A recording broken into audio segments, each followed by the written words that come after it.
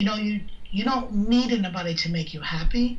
You have to find happiness in yourself. That's your responsibility.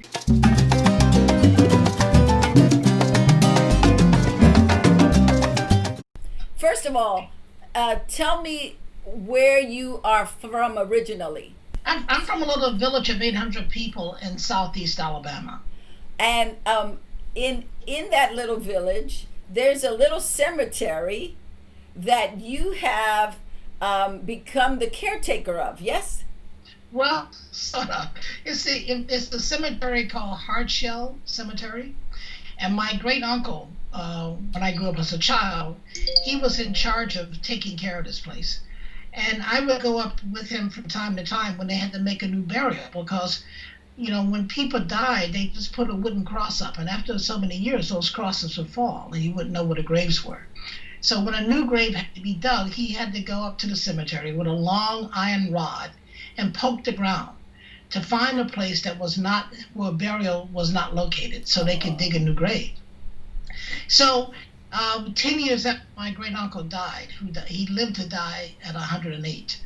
So 10 years after he died, I erected a monument, a black granite monument that's 9 feet tall, but only 6 of it is above the ground, and 3 feet wide and 8 inches thick. And on the street side, it says just simply the name of the cemetery. But on the inside of the cemetery, there's a photograph that I made of him that he really loved. So we had that photograph chiseled into the stone, and his family history back to 1825. So my cousin says he's got his job back as a caretaker because inside the cemetery, you see him overlooking the cemetery. And something else that was really mind blowing, you got married at that cemetery. Yes. Right. So in 1998, the 7th of March, he was born on the 4th of March, 3 days later, at the funeral. His funeral. After the funeral, we had a burial at the cemetery.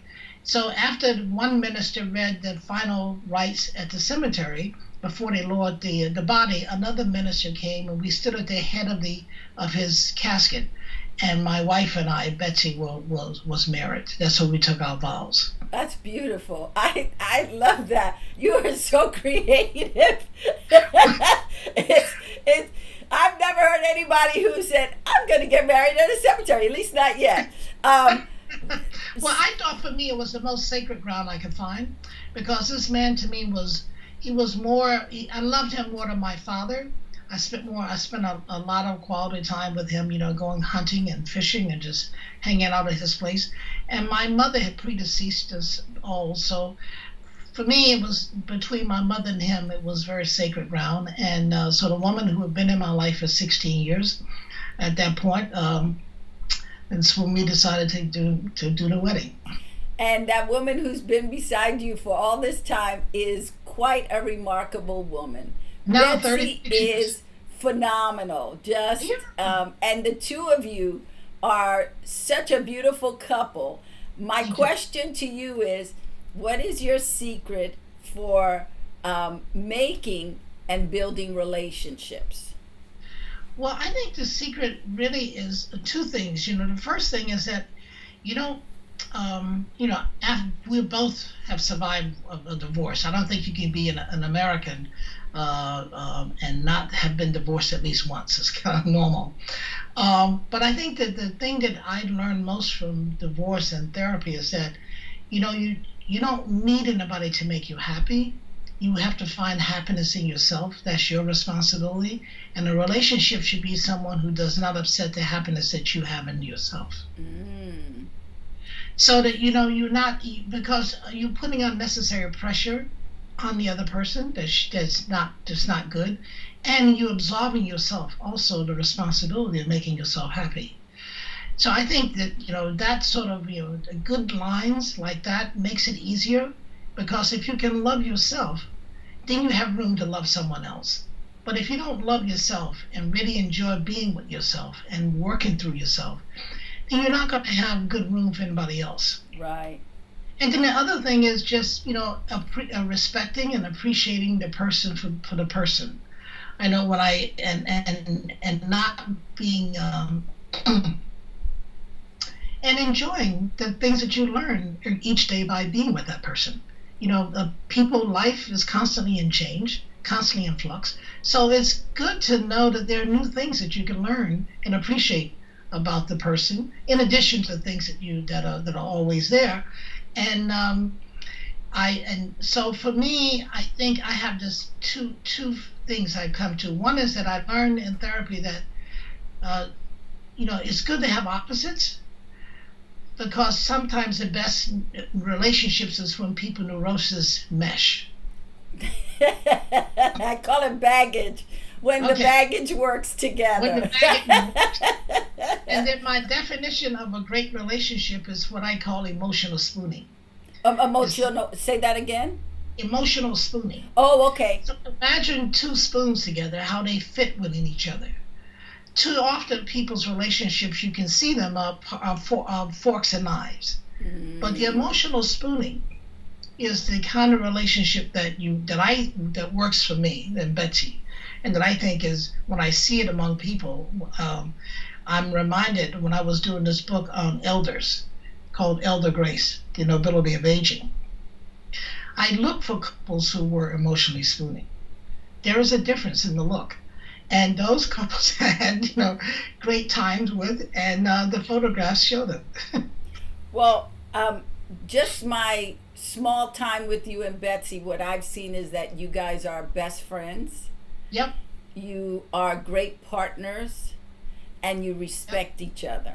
right, And right, so and so it creates just beautiful energy, because you feel really comfortable being in that energy. Sometimes you're with a couple, and there's so much discourse that you can't wait to run to the door. I gotta go. See ya. Gotta go. Wouldn't want to be ya. But but that you make whoever is in your presence together feel welcomed and loved and so invited. So, having been a recipient of that, I thank you, and I am in awe of you guys. You're Well, thank you. awesome. Love it. And I hope one day you can talk to Betsy about her mission, which is nature. Yes, I would love to, because she's phenomenal. So, Yeah. so to the audience, those of you watching, Chester's wife Betsy is a force of nature. She is, she is like a calm, quiet leader who, she doesn't say much, but she moves mountains. And just being in her presence, you get to see that, you get to feel that. And her creativity is just enormous, because she helps you with Right. your stuff. And it really is such a nice fit. Like, they're so tell me how that started. Well, she's my editor. How it started was that, she's a writer. I'm not a writer. I'm a photographer. And I learned very early that she really has exceptional skills with the language. And she was the editor we worked together. My first book was in probably 1991, 1992. The book I was doing on the African diaspora, that's called Feeling the Spirit. And she has this, because she's an editor, and because she not only can she edit words, but she's been very important in helping me structure my pictures into sections. They give it context as in addition to the words. So she's been very invaluable in terms of helping me find the ways to project a mission, and also because so much, Betsy is white, I'm black, and there's another value in her, because what I do, a lot of things of what I do in terms of my research, I have these feelings that I know, I don't trust white historians because they've corrupted so much stuff. I have problems believing in the ancestors of people who believe the world was flat. So I have my other theories about things. And Betsy is a good she's a good test. Because she loves me doesn't mean that she falls over all of my theories and ideas. Uh, so she have to doesn't. She doesn't fall at she, I'll say healthy amount of yeah. So okay, so that's why. So I take that as a challenge, the first challenge, and there are people who who deal with the whole history of our people is so mixed, and often so much has been left off the wagon, so to speak. But what I want to do is bring new information or reintroduce old information, so that shows the worthiness of people of color that has nothing to do with our condition of being in a society where we are always struggling against an oppressive force. And I want to make sure, and one of the problems is that you have to really be able to document the stuff that you say, because all it takes is just one thing to be wrong, and that sort of destroys the whole thing. So Betsy, credibility. Yes. she's my sort of uh, convince me, and where's the evidence of that? And then okay, we'll go with that. So Betsy and I have been traveling as a photographer. I've always traveled alone, because somehow it's easier for me to work. But since I met Betsy, I found out that she travels easily, and then I take her with me everywhere I go, because she becomes, as an editor, she becomes a second memory to what I'm experiencing. Mm-hmm. So we get back, I have my things that I'm going through that I've been researching, but there are things, invariably, there's a lot of things that she picks up that I did not pick up because I'm so focused through the camera. And all these things add to, then informs the text, can informs the structure, but she's a incredible resource. So let me ask you something. She's white, you're black, you travel to Africa. What is that like when they see a white woman traveling with a black man camping out in Africa? Well, Africans have less of a hang up about race than Western-born Africans. Because, and I think it comes from a couple of things. First, they're very secure in their environment. Everybody looks like them. White people are the exception among African people. So they don't feel threatened by them. They don't have this South African experience with them in the places that we go. So that people tend to relate to, they don't, this, her being there is not an issue. They're more intense of relating with me. She's like, something that's, she's a nice person, she's there, but she's not the focus for them. And when I lived in Africa in the early 70s, I lived in Ghana for 2 summers and Senegal for 1. And as a Western-born African, I've picked up then that Africans didn't have any sort of animosity about white people that we seem to have here. And somehow I thought, being the old radical me, I thought maybe they were being naive. Can't you see? Oh, they don't. And at the same time, I found also that the whites who were telling me before I went to Africa, oh, they have nothing in common with you. You're not going to like it. And I get there and I find these huge white communities where people are living large on the hog, so to speak. So it's like, oh, tell me I shouldn't be here, but all of you and your cousins are here. You mentioned that the first museum you went to was the Museum of Modern Art. No, the Metropolitan. I'm sorry, the Metropolitan Art. And now your work is hanging there. In a permanent collection. What does that feel like to you? Well, it felt like, that was a real sense of accomplishment. That the curator at the time, John Salkowski, who was a legend in photography, felt that these images that came from my first book, Black Woman, were indeed worthy enough to be in the collection of the Museum of Modern Art. And so that was a validation of my eye. and that I was on the right course, and also of my mission, that I was on the right course. What do you want your legacy to be? I mean, because you have an incredible amount of books and history and these books of black images that are American black images and also African black images. And that really speak to the culture, really speak to the time. But what do you want your legacy to be with these photographs? I think that,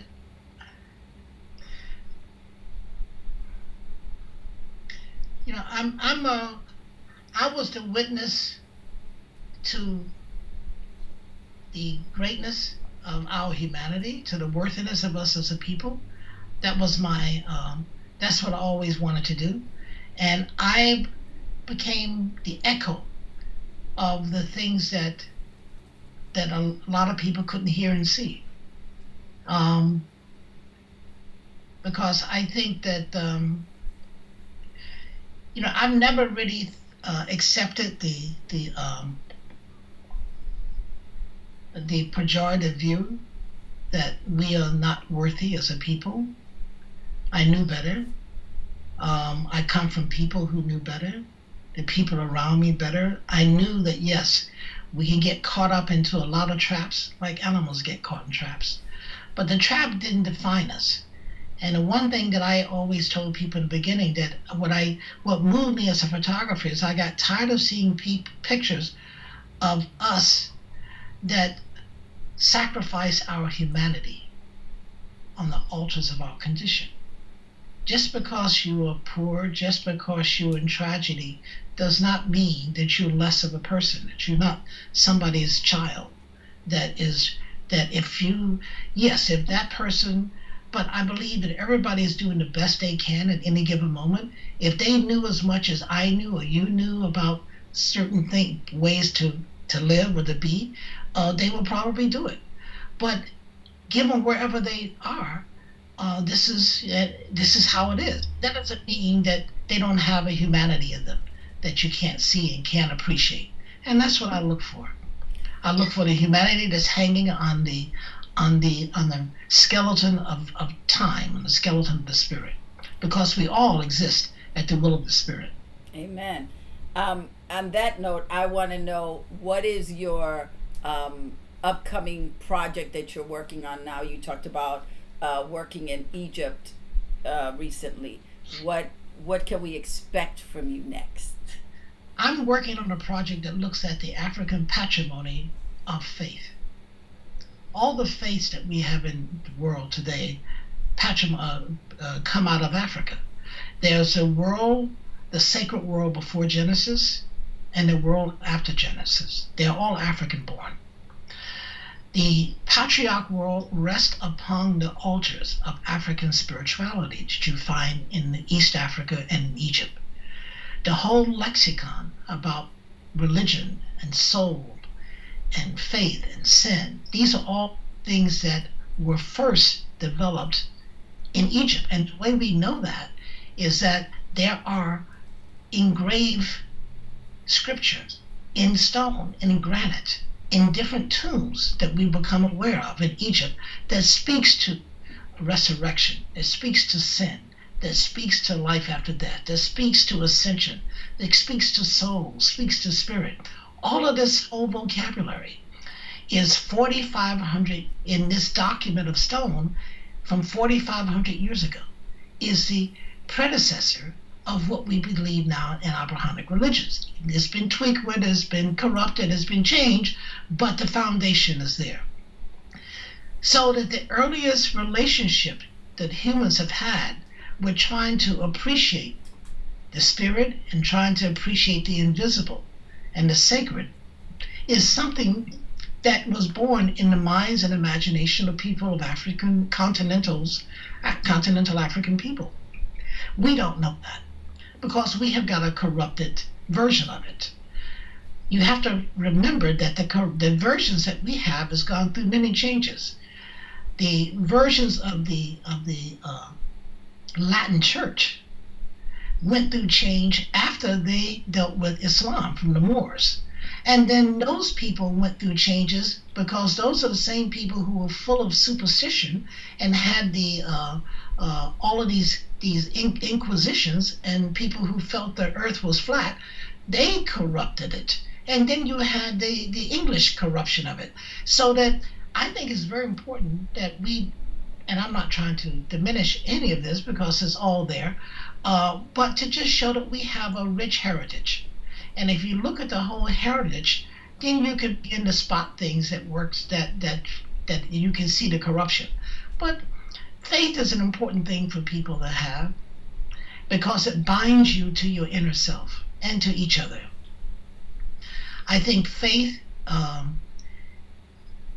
is the reason why a lot of people who don't have hope continue, because without faith, their life would be even bleaker. I think faith and the African invention of faith, the African is who gave us life after death paradigm.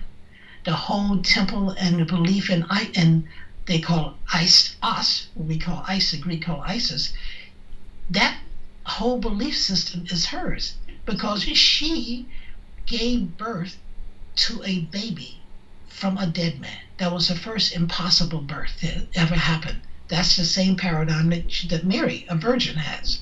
She then mummified her husband, and he became the Lord of afterlife.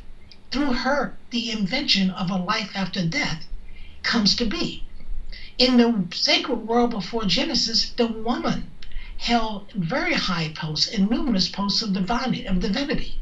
The Abrahamic faith reduced her to just a vessel of Jesus Christ, or as a woman who's at the water well, some slut. So I think all of this history is very important to know, that African people need to know that our sacredness, our sense of sacred and divine, the reason we are so religious and so spiritual and have such an intense relationship with the divine is not accidental. It's a part of our DNA. It's our DNA that gave it to other people to run with, who then used it for themselves and as well as use it against us. But if we can unpack this whole thing, then we then have the spirit and have the wherewithal and the power to repack it to our advantage. Well, I'm excited to see it. I'm excited to see it visually unfold when you finish it. Thank This you. has been an incredible interview. I could do it all day because there's so much wisdom and so much knowledge that you bring to the table, and so much information that opens up the brain. Thank you so much for taking this time to talk to me, and I'm excited. And for those of you who loved what Chester was talking about, you can find information on him below in the description, as well as websites and information to get a hold of his books. So thank you for joining us. We'll see you next time on Common Sense Mamita.